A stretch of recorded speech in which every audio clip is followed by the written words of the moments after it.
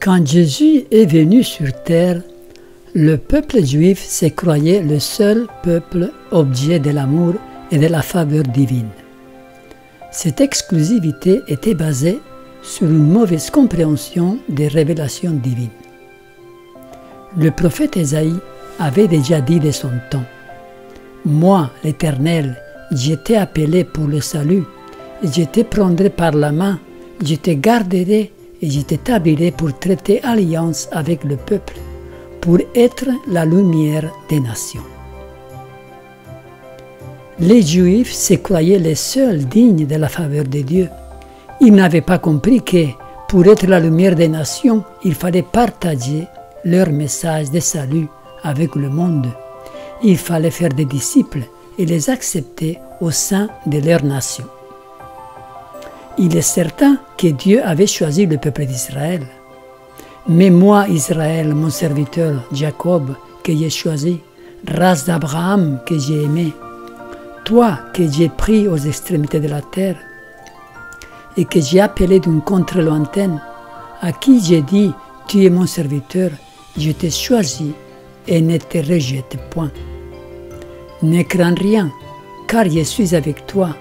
Ne promène pas des regards inquiets, car je suis ton Dieu. Je te fortifie, je viens à ton secours, je te soutiens de ma droite triomphante. Dieu était avec eux et pour eux. C'était la seule nation à avoir un Dieu si proche. Israël avait vu des grands miracles et des prodiges accomplis par Dieu en sa faveur. Il l'a délivré de la main du Pharaon. Il l'a fait rentrer dans une terre qui ne lui appartenait pas, et bien d'autres choses qui lui ont fait croire que Dieu agissait uniquement en sa faveur au détriment de tous les autres peuples. Les disciples de Jésus, même après avoir vécu avec lui pendant 3 ans, avaient eux aussi du mal à accepter le fait que Dieu voulait proclamer le message de salut à tout le monde. Nous les voyons dans le passage où Pierre refuse d'aller voir Corneille, un païen privé de la faveur divine. « Vous savez, leur dit-il, qu'il est défendu à un juif de se lier avec un étranger ou d'entrer chez lui, mais Dieu m'a appris à ne regarder aucun homme comme souillé et impur. » Mais d'où les Israélites tiraient-ils ces faux enseignements, cette exclusivité? Ouvrons la parole de Dieu.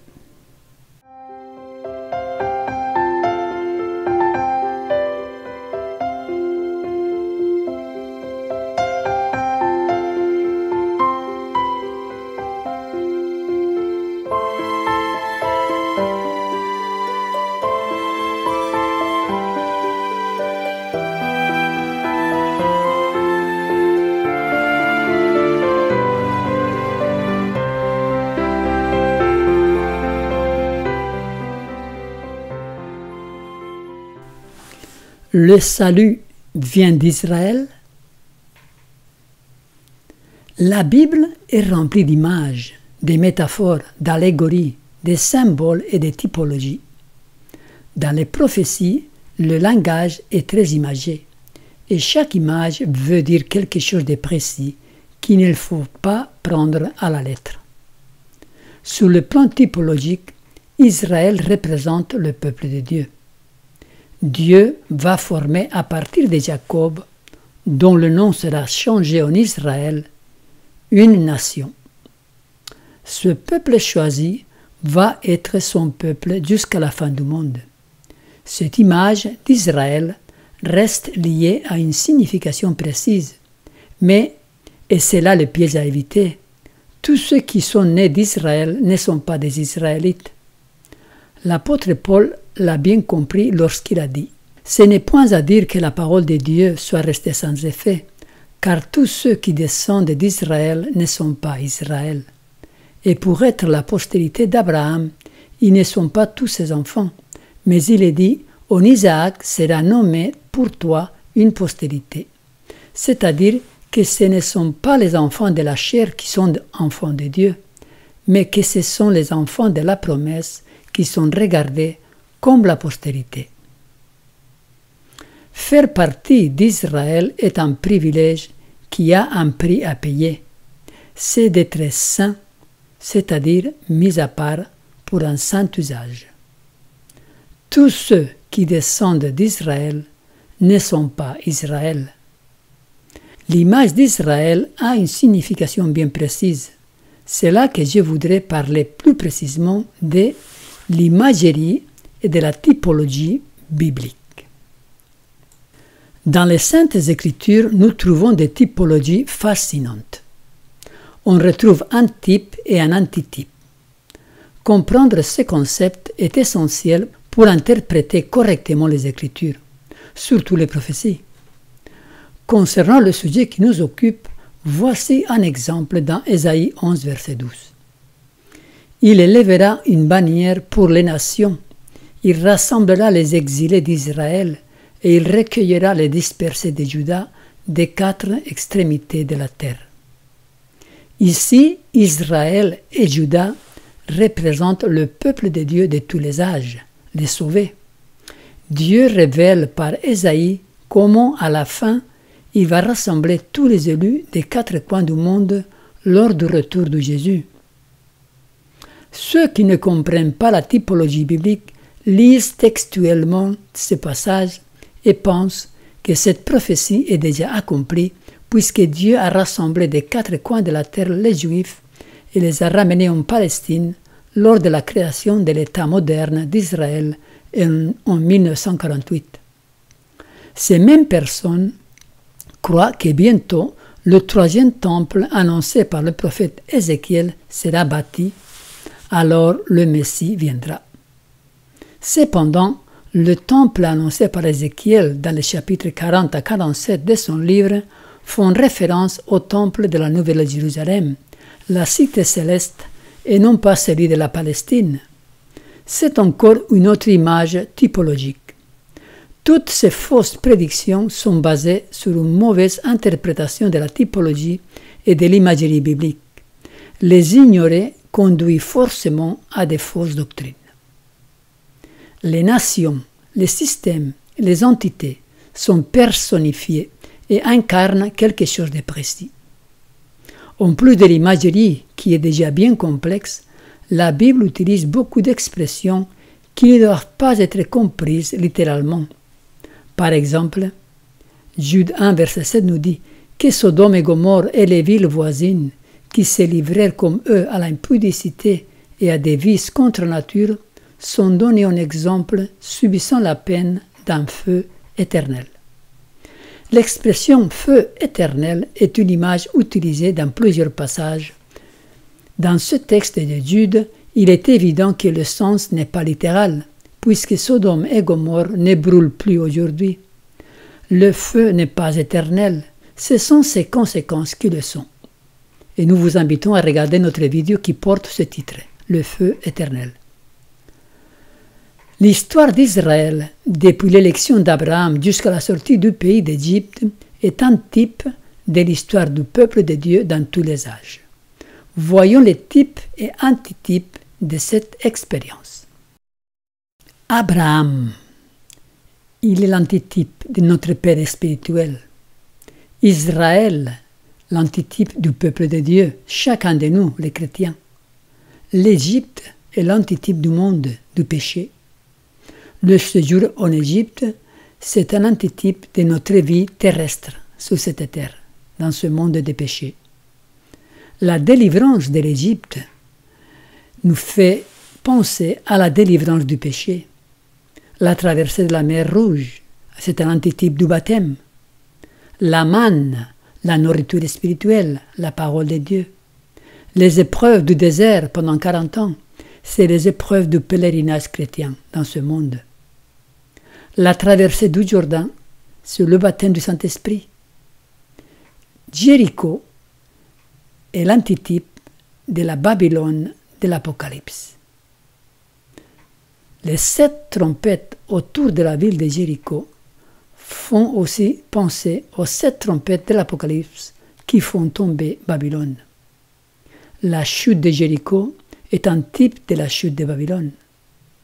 Rahab, c'est un type de tous les convertis de la dernière heure. La terre promise, c'est un antitype de la nouvelle terre. Et Jérusalem, c'est le type de la cité céleste. Toutes ces typologies peuvent s'appliquer aussi bien à l'individu qu'à l'Église des dieux de tous les âges. Elles décrivent aussi bien l'expérience individuelle de chacun de ceux qui acceptent le Seigneur que l'expérience de l'Église depuis l'époque des apôtres jusqu'aux événements décrits dans le livre de l'Apocalypse. Elles sont toutes d'une importance capitale. La Bible doit être prise littéralement tant que son sens le plus évident le veut ainsi. Quand une expression semble contradire le message biblique global, il faut le comprendre figurativement. Il faut chercher dans d'autres passages l'utilisation de la dite expression pour en arriver à des conclusions logiques et cohérentes. Il n'y a pas de contradiction dans les Écritures. Si vous pensez en avoir vu, sondez plus profondément, comparez, analysez, et vous verrez qu'il n'y en a pas. Les Juifs du temps de Jésus, étant descendants d'Abraham, se croyaient déjà fils du royaume de Dieu. Ils n'avaient pas compris toute cette imagerie et toute cette typologie biblique. Mais Jésus leur dit « Produisez donc du fruit digne de la repentance, et ne prétendez pas dire en vous-même « Nous avons Abraham pour père », car je vous déclare que de ces pierres-ci, Dieu peut susciter des enfants à Abraham. Dieu peut susciter des enfants à Abraham à partir des pierres. Nous pouvons de même tomber dans le même travers, penser que nous sommes déjà rentrés dans le royaume du fait que nous sommes dans l'Église, que nous avons été baptisés. Plusieurs me diront en ce jour-là, « Seigneur, Seigneur, n'avons-nous pas prophétisé par ton nom? N'avons-nous pas chassé des démons par ton nom? N'avons-nous pas fait beaucoup de miracles par ton nom ?» Alors je leur dirai ouvertement, « Je ne vous ai jamais connu, retirez-vous de moi, vous qui commettez l'iniquité. » Tous ceux qui se disent chrétiens ne le sont pas. Une autre typologie, la circoncision. La circoncision était un signe de l'alliance que Dieu avait conclue avec son peuple. Les Juifs continuent à pratiquer ce rite, mais il est dépourvu de sens aujourd'hui. L'apôtre Paul nous dit « La circoncision est utile si tu mets en pratique la loi, mais si tu transgresses la loi, ta circoncision devient incirconcision. Si donc l'incirconcis observe les ordonnances de la loi, son incirconcision ne sera-t-elle pas tenue pour circoncision? L'incirconcis de nature qui accomplit la loi ne te condamnera-t-il pas, toi qui la transgresses, tout en ayant la lettre de la loi et de la circoncision? Le juif, ce n'est pas celui qui en a le dehors, et la circoncision, ce n'est pas celle qui est visible dans la chair, mais le juif, c'est celui qui l'est intérieurement, et la circoncision, c'est celle du cœur, selon l'esprit et non selon la lettre. La louange de ces juifs ne vient pas des hommes, mais de Dieu. Voilà comment Paul résume le sujet de la circoncision. Le juif, c'est celui qui l'est intérieurement. La circoncision, c'est celle du cœur, selon l'esprit et non selon la lettre. Plus tard, il nous dit, la circoncision n'est rien et l'incirconcision n'est rien, mais l'observation des commandements de Dieu est tout. Donc, faire partie d'Israël, pratiquer la circoncision, c'est rendre la synagogue chaque sabbat, et tous les 1000 détails que les Juifs avaient ajoutés ne sont d'aucune valeur si le cœur n'est pas transformé. Voilà ce qui est important, l'observation des commandements de Dieu. C'est le message de Paul à ses concitoyens juifs. Cette leçon est pour nous aujourd'hui. Dieu regarde au cœur et non pas aux formes et étiquettes extérieures. Les images dans les Écritures sont utilisées pour expliquer tout ce qui tourne autour du grand conflit entre le bien et le mal. L'histoire, les luttes humaines, le conflit terrestre, mais Dieu est intéressé par notre réponse individuelle. Si je suis en Babylone, image typologique d'un système apostat que Dieu condamne, Dieu m'appelle à en sortir. Mais tous ceux qui appartiennent à Babylone ne subiront pas tous le sort de ces entités déchues. Dieu jugera avec justice et équité tout individu. De même, si je suis un juif d'Israël ou si je fais partie de l'Église du reste, Dieu m'appelle à l'être de tout cœur et non pas seulement extérieurement. L'appartenance à un système quelconque n'a pas de valeur en soi si le cœur n'est pas transformé. Les prophéties de l'Ancien Testament qui parlent de la restauration d'Israël auront une application pour l'Israël spirituel et non pas pour le peuple juif en tant que nation. C'est le cœur de toute la typologie biblique. Beaucoup de chrétiens regardent à la Palestine comme le lieu où vont s'accomplir les prophéties bibliques. Ils seront déçus car la Palestine n'est plus dans la prophétie. L'Armageddon, par exemple, ne sera pas un conflit militaire autour du Moyen-Orient. Et les 144 000 ne seront pas uniquement des descendants des tribus d'Israël. Les images utilisées par Ézéchiel, Daniel, Ésaïe, Joël, Habakkuk et tant d'autres sont des images en rapport avec le dernier conflit terrestre dépeint dans le livre de l'Apocalypse. C'est pourquoi il est tellement important d'étudier toute la Bible, l'Ancien et le Nouveau Testament, et tenir compte de toute l'imagerie et la typologie biblique. L'Israël de la Palestine n'est plus dans les prophéties. C'est l'Église de Dieu, la véritable épouse de l'agneau. Un autre extrême à éviter, et qui d'ailleurs trompe beaucoup de chrétiens, c'est de spiritualiser la Bible, de ne rien prendre littéralement, mais de voir tout son enseignement comme une sorte de parabole. Dans ce cas, on finit par douter de tout et de ne rien comprendre. Certaines églises protestantes voient le sabbat comme un type du repos en Christ à ne pas prendre littéralement. Mais le sabbat est au cœur des 10 commandements. Matthieu 5 nous dit « Ne croyez pas que je sois venu pour abolir la loi ou les prophètes. Je suis venu non pour abolir, mais pour accomplir. Car je vous le dis en vérité, tant que le ciel et la terre ne passeront point, il ne disparaîtra pas de la loi un seul iota ou un seul trait de lettre jusqu'à ce que tout soit arrivé. » D'autres chrétiens prennent le récit biblique comme de la mythologie. Ils interprètent certains événements comme étant des mythes et non pas des faits réels. La création, la chute de l'homme, la déluge, l'arche de Noé, etc.